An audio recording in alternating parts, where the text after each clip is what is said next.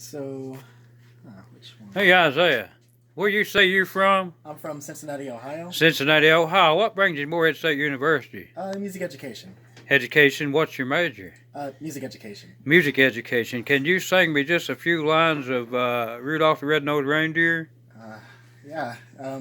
Rudolph the red-nosed reindeer had a very shiny nose. I forgot the rest of the lyrics. And if you ever seen it, it'd do what? If you ever seen it, it would glow, I think. Now, Isaiah, this is brand new off the press from yesterday. Mm-hmm. You know who that is now, don't you? This is Christmas reindeer. It's a Christmas reindeer. And you know, really, in realistic, that all reindeer, you know, the reindeer, the wild ones, they all have red noses. You know that? Really? Yeah, you need to look that up. Huh. And did you know when I looked up Rudolph the Red-Nosed Reindeer, which was published in 1939 by Montgomery Ward, the gentleman's last name was May, that Rudolph wasn't a boy at all. Really? Rudolph was a girl. Oh, I never knew that. Now, when did Rudolph become a boy? You remember that song that you just sung the first few words that you knowing about? Rudolph the Red-Nosed Reindeer was sung for the first time, I think, around 1969. Really? And when I read the lyrics on that you forgot some of the lyrics of, I kind of read a little bit of that, and I seen him and his in there. When I saw those pronouns or whatever, I discovered, well, in 1969, he's a boy. Interesting. But in 1939, she's a girl. Really? With the same name, Rudolph, the Red-Nosed Reindeer. I think the author that had the book published for Montgomery Ward, I think he had a little girl. And maybe that story was based on that little girl just a little bit. Yeah. But you know how many copies Montgomery Ward had given away that year? 1,000? I don't know. 2 million. 2 million. 2 million copies Montgomery Ward department store gave away that year to children throughout the world, wherever they had a department store. That's so cool. And they might have even mailed some of them out. Sometimes you can write your name down, they'll send it to you through the mail. So that is cool, isn't it? Yeah. So now, do you know more about Rudolph the Red-Nosed Reindeer than what you know a couple minutes ago? Oh, definitely. Now, what do you know differently about him now? Rudolph was actually a girl back in 1939. I forgot his name, but he sold 2 million copies, and that's a lot, especially... Montgomery Ward won at that store. Yeah. But the last name of the man who written Rudolph the Red-Nosed Reindeer, his last name was May, M-A-Y. Huh, okay. So that's pretty neat. Now, you got to look at all these over here, and you said you had a favorite there. Yeah. And which one is your favorite? Do you remember? Yeah. Coat of Many Colors. Coat of Many Colors. You want to grab him out there and talk about it? And have you heard the words coat of many colors before anywhere else? Never.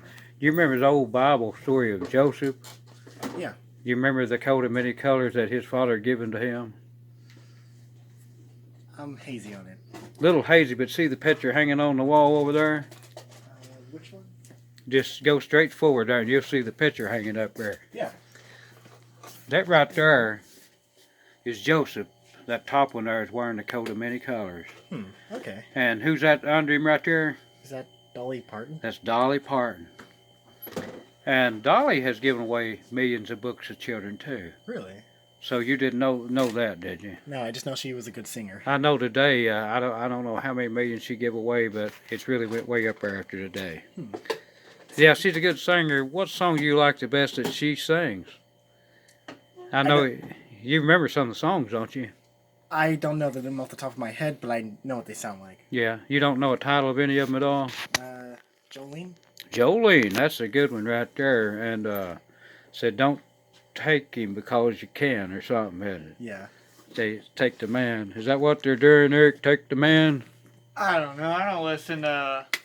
I haven't listened to Jolene too much. Well, who you like to listen to? Chuck Berry?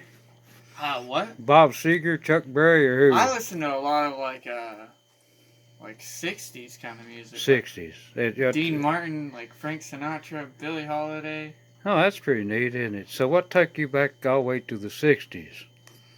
I originally I listened to music from like a video game. And then I started just expanding from there.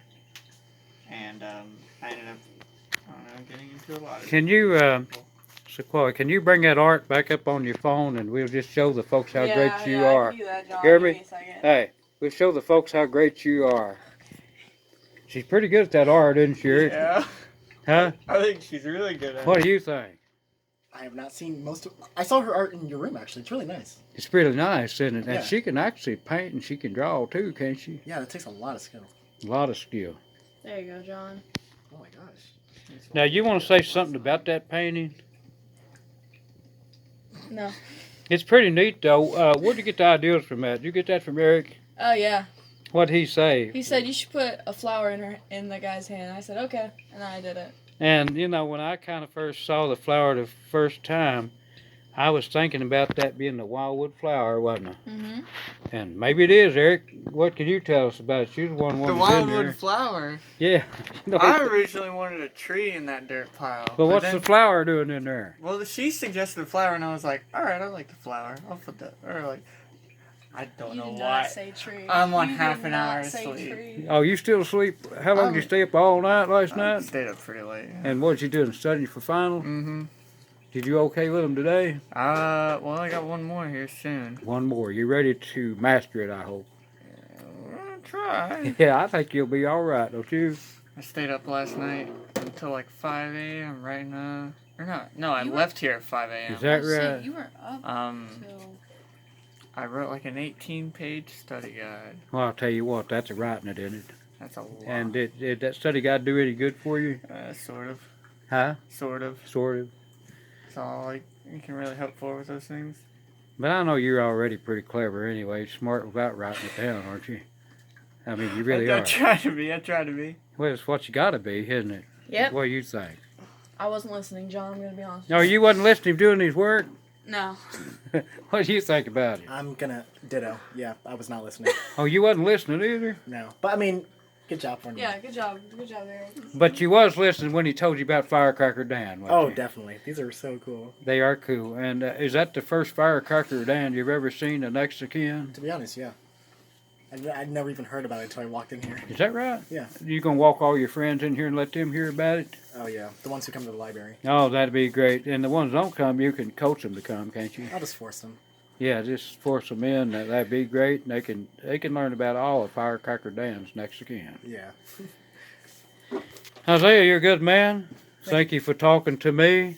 Eric, thank you for talking to me. And Sequoia, you are a great artist. Thank you. Thank you all.